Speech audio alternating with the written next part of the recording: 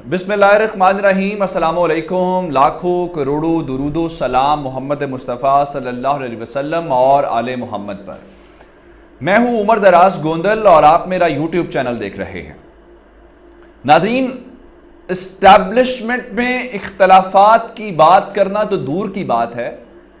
पाकिस्तान के अंदर इस्टेब्लिशमेंट के ऊपर बात करना भी आज से थोड़ा अरसा पहले एक मुश्किल काम था या नामुमकिन सी बात लगती थी। लेकिन आज पाकिस्तान के एक सीनियर सहाफ़ी ने कुछ ऐसी बातें कर दी हैं, कुछ ऐसे इंकिशाफात और कुछ ऐसे कंसर्न्स का इजहार किया है जिसको अगर मैं ये कहूँ कि उन्होंने मौजूदा सियासी हालात के अंदर एक बड़ा बम फोड़ दिया है, तो ये कहना हरगिज़ भी गलत नहीं होगा। उन्होंने क्या इंकिशाफात किए हैं, क्या वाक़तन तकसीम है, क्या प्रोपेगेंडा किया जा रहा है, तकसीम है तो किस बात के ऊपर तकसीम है और कौन किस तरफ खड़ा है, ये आज की हमारी टॉप स्टोरी है। दूसरे नंबर के ऊपर चल के DGISPR का अहम ट्वीट है और DGISPR के ट्वीट को लेके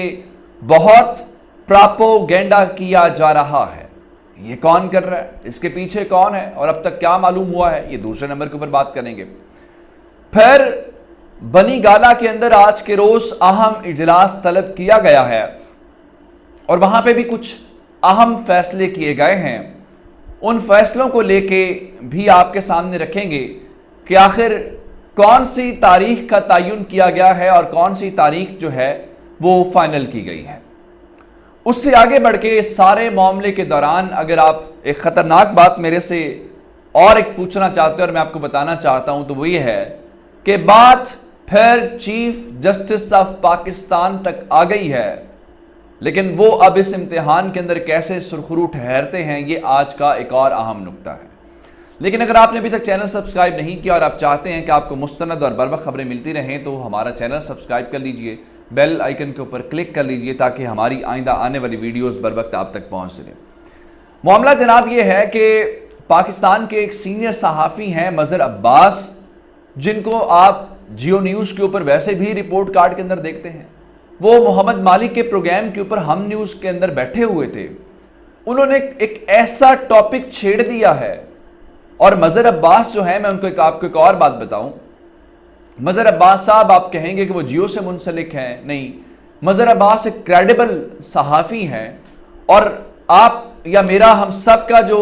फौजी कोई ऑब्जर्वेशन चीज़ों की होगी उनको सबसे ज़्यादा ऑब्जर्वेशन है। अब आप कहेंगे कैसे, अतर अब्बास आपको याद होंगे DGISPR थे, वो मज़हर अब्बास के भाई थे और उनको हम सबसे बहुत सारी चीज़ों का ज़्यादा बेहतर अंदाज में अंदाज़ा भी है, ऑब्जर्वेशन भी है और शायद मालूमात भी हों। उन्होंने मोहम्मद मालिक के प्रोग्राम में बैठ के ये कहा है कि पिंडी और इस्लामाबाद के दरमियान जो है इख्तलाफात कोई गैर मामूली बात नहीं है। पिंडी इस्लामाबाद से मुराद ये है कि इस्टेब्लिशमेंट और हुकूमत के दरमियान इख्तलाफात कोई गैर मामूली बात नहीं है। अगर फवाद चौधरी कहते हैं कि हमारे इस्टेब्लिशमेंट के साथ ताल्लुकात ठीक होते तो हम हुकूमत में होते तो एक मामूल की बात है। यही बात 2017-18 के अंदर नून लीग कहती थी तो एक मामूली सी बात पाकिस्तान के अंदर लगती है। लेकिन उनके दरमियान, उनके मुताबिक, मज़हर अब्बास साहब के मुताबिक, जो कुछ पिंडी के अंदर इस वक्त चल रहा है वो मामूली नहीं है, वो गैर मामूली है, वो अनयूजुअल है। उनकी यहां से मुराद इस्टेब्लिशमेंट है। वो क्या कह रहे हैं, उन्होंने कुछ इंडिकेटर्स दिए हैं, कुछ बातें की हैं जिसकी बुनियाद के ऊपर उन्होंने अपना आर्गूमेंट इस्टेब्लिश करने की कोशिश की है। उनके मुताबिक जिस तरह चौधरी परवेज इलाही लाहौर हाई कोर्ट को चैलेंज कर रहे हैं, जिसमें वो कह रहे हैं कि अगर हुकूमत अदालत ने करनी है तो फिर अदालत आ जाए, हम घर चले जाते हैं। फिर आरिफ अलवी चूंकि 18वीं तरमीम के बाद सदर के पास वो इख्तियारात नहीं होते, लेकिन उसके बावजूद सदर जिस तरीके से इख्तियारात इस्तेमाल करते हुए चीज़ों को चैलेंज कर रहे हैं, ये दूसरे नंबर पे है। तीसरे नंबर के ऊपर पंजाब के गवर्नर उमर सरफराज चीमा आके लाहौर हाई कोर्ट का हुक्म नहीं मानते और लाहौर हाई कोर्ट उनसे जो हल्फ है वजीर आला का वो नहीं दिलवा पाती, जिसके बाद स्पीकर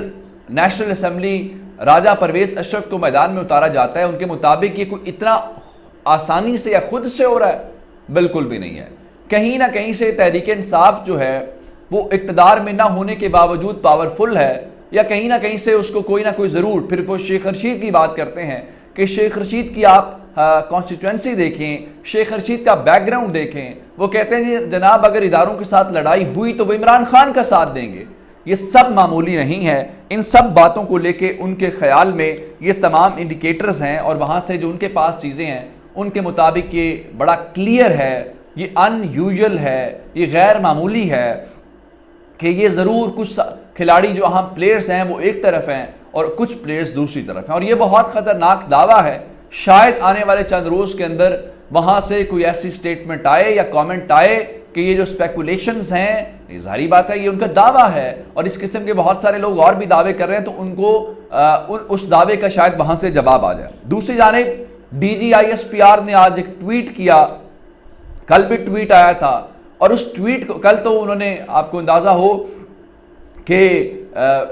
جو ایل او سی ہے وہاں پہ آرمی چیف نے عید گزاری تھی۔ آج شہداء کے گھر جانے کا جو عام طور پہ ہوتا ہے کہ آفیسرز جو ہیں وہ گھر جاتے ہیں، چونکہ آرمی چیف بھی جاتے ہیں، تو اس ٹویٹ کو لے کے اگر آپ جائیں، اس ٹویٹ کے کامنٹس کو پڑھیں، تو آپ پاکستان کے اندر یہ آپ کے وہم و گمان میں بھی نہیں ہو سکتا جو وہاں پہ چل رہا ہے،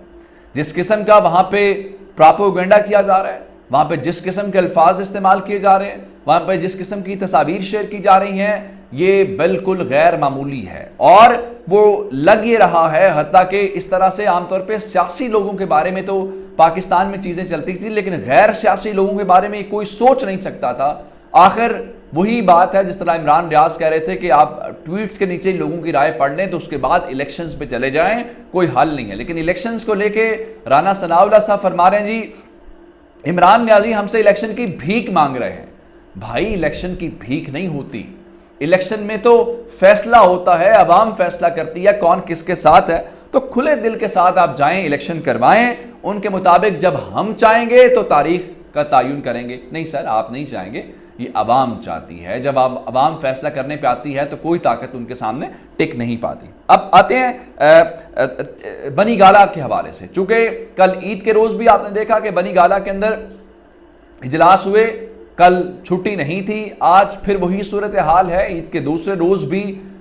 بنی گالہ کے اندر عمران خان نے کوئی چھٹی نہیں کی، انہوں نے اپنی ٹیم کو بلایا، سینئر لیڈرشپ کو بلایا، اور آج کے روز بھی اجلاس کیا گیا۔ لیکن آج کے اجلاس کا فرق یہ ہے کہ اب چیزیں تھوڑی سی کلوز ہوتی جا رہی ہیں، پہلے تیاریوں کے حوالے سے تھی، کل پنجاب کے حوالے سے جتنے لوگ ہیں ان کو بلایا گیا، ان سب سے فردن ملاقات کی گئی، ان کو ذمہ داریوں سے آگاہ کیا گیا۔ آج اسلام آباد کی جانب بڑھنے کے لیے تاریخ کا تعین کیا گیا کہ کس دن پاکستان تحریک انصاف جو ہے وہ غلامی نامنظور نامی جو مارچ ہے وہ شروع کریں گے، جس کا مطلب یہ ہے کہ تحریک انصاف کے پاس کوئی واپسی کا کوئی راستہ نہیں ہے، وہ جا رہے ہیں اسلام آباد، وہ ان کے ارادے واضح ہیں، ان کی اب مائنڈ میں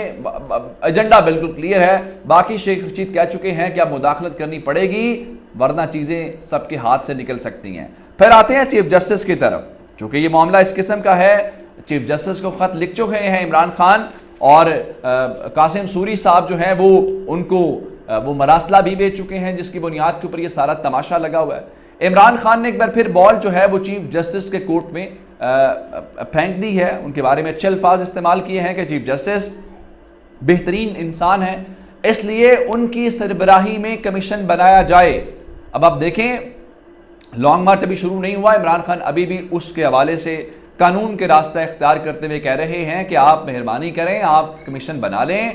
ورنہ پھر کمیشن کے بعد صورتحال ظاہری بات ہے تھوڑی سی کشیدہ ہوگی، اور اسلام آباد سے ہمارے دوست بھی یہ بتا رہے ہیں کہ حالات بہتری کی بجائے ابتری کی جانب جا رہے ہیں۔ چینل ضرور سبسکرائب کیجیے گا، آپ کی اس باتوں کا بہت شکریہ، خدا حافظ۔